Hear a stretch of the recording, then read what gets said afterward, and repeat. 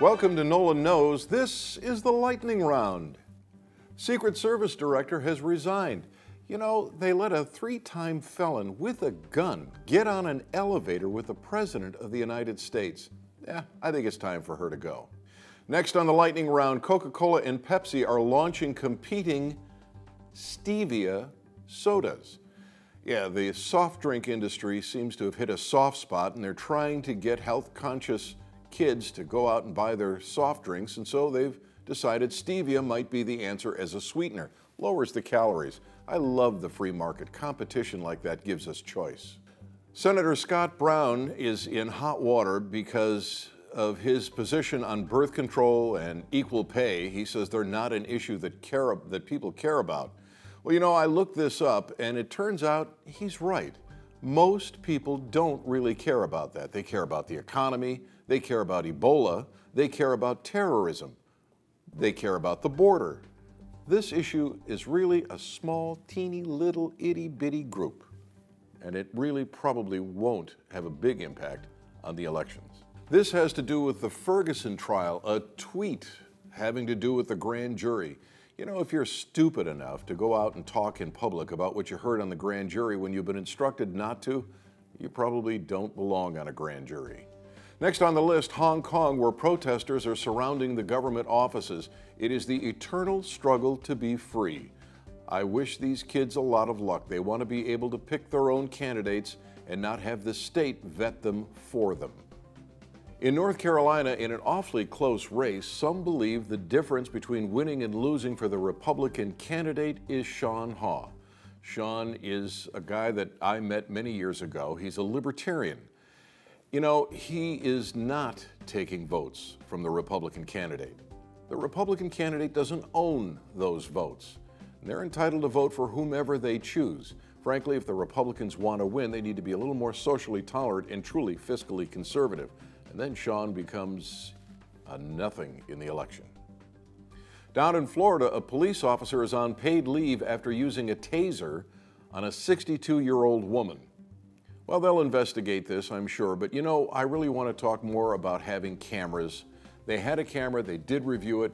This is the best thing that could happen to law enforcement, and it's the best thing that could happen to citizens.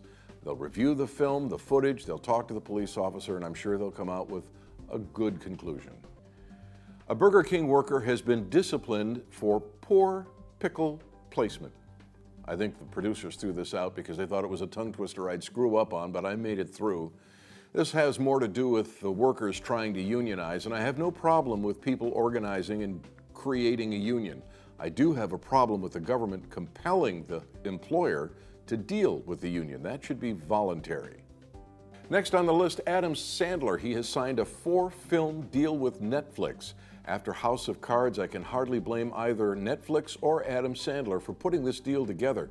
They are the bane of cable TV. They're creating new products, bringing back old products. I think it's going to be a successful marriage. It is time, ladies and gentlemen, for our Squirrel of the Week. A disclaimer before I begin. My producers picked this topic, not me. I wouldn't touch this with a 10-foot pole. I wouldn't even touch the woman it's about with a 10-foot pole. Apparently, a woman has decided to use a potato as a birth control device. She inserted it vaginally, and if that isn't scary enough, it took root. Now, as a birth control device, I can't think of a more effective way to do it. I wouldn't want anything to do with her. I'm really curious to see about what her partners thought when they discovered it. I also wouldn't want to follow the potato. Nonetheless, while I am somewhat curious about how about how they killed the roots because it took root, I really don't think I'd ever want to see that, and maybe don't want any more detail after all. It's pathetic what some people believe. Just take my word for it. If you're looking for a birth control device, go to the drugstore or see your doctor. But stay away from your local greenhouse. It's time for the story of the week, and the story of the week is about Ebola. A gentleman in Texas apparently has Ebola, and he has a circle of contacts that now reaches out to about 100 people. How this guy got in the country is amazing. The story is in and of itself fabulous. He apparently helped carry a pregnant woman who was ill with Ebola to a hospital where they couldn't treat her. Then he helped carry her back, and she subsequently died. He got on an airplane and flew to the United States in order to see his family. Well, frankly, I think he knew he'd been exposed. I think if he was going to get sick, he reasoned this would be the place to get sick, and I really don't blame him. It is, by the way, interesting. He didn't think Canada or Great Britain was the place to get sick. He thought the United States was. I just say that for those of you who don't like what's left of our free market healthcare system. But what's scary here is how many people he came in contact with in such a short time, and his children possibly infecting 4 schools. And when you think about 6 degrees of separation, every one of us knows somebody within 6 degrees, within 6 people. It's amazing how quickly this can spread. And the CDC, well, I'm not entirely sure they know what they're doing. I'm not entirely comfortable with their explanation for how they're protecting us. So let me give you a few tips from me. Wash your hands. I'd stop shaking hands. Do the fist bump if you have to do anything at all. I'd stay off of airplanes. I know that sounds paranoid, but I'd be very, very careful. I don't trust the government, and I don't think they've got this under control. Hopefully they will, but there's one more aspect of this that we ought to talk about, and that's the Food and Drug Administration. See, pharmaceutical companies weren't going to work too hard on this because it costs them about $1 billion to get through the FDA's testing process. Why would they work on a pharmaceutical that nobody or almost nobody would make any use of if it's going to cost them $1 billion to get it through? What I'm telling you, if you translate what I'm saying, is that the FDA got in the way of the pharmaceutical industry perhaps coming up with a solution to Ebola. The FDA's onerous regulations and billion-dollar price tag of getting a drug from the chemist's shelf to the pharmacist's shelf is part of the reason we don't already have a solution for the Ebola problem.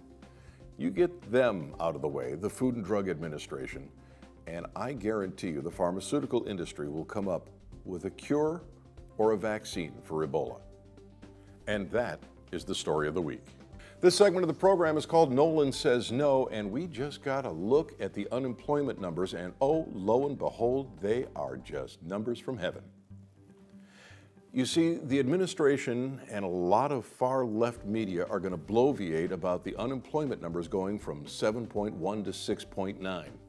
What they're not going to tell you is that the workplace participation rate has shrunk. In fact, it's as small now as it was in the late 70s. That means that people aren't out looking for a job, they aren't working, they've given up, and they're taken off the record.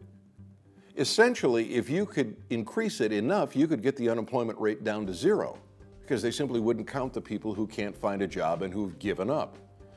Another aspect of this that they're not going to talk about is the number of manufacturing jobs. It's a paltry 4,000.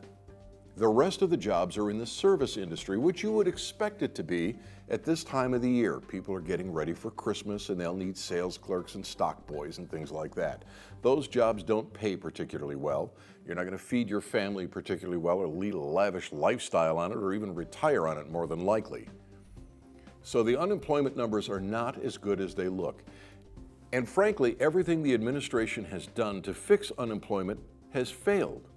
In fact, they've gotten in the way more than they've helped. Obamacare, for instance, which says if you have less than 30 hours of employment a week, is the goal for people who want to avoid the penalty for Obamacare. That's reducing full-time jobs.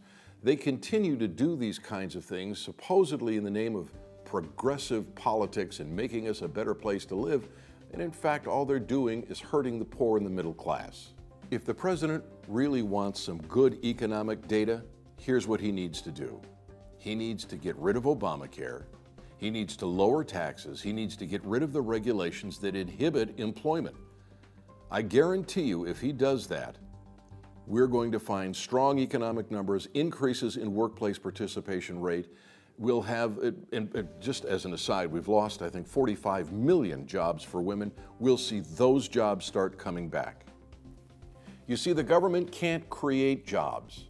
The president may try, Congress may try, but they can't create jobs. What they can do is get out of the way so the private marketplace can create jobs.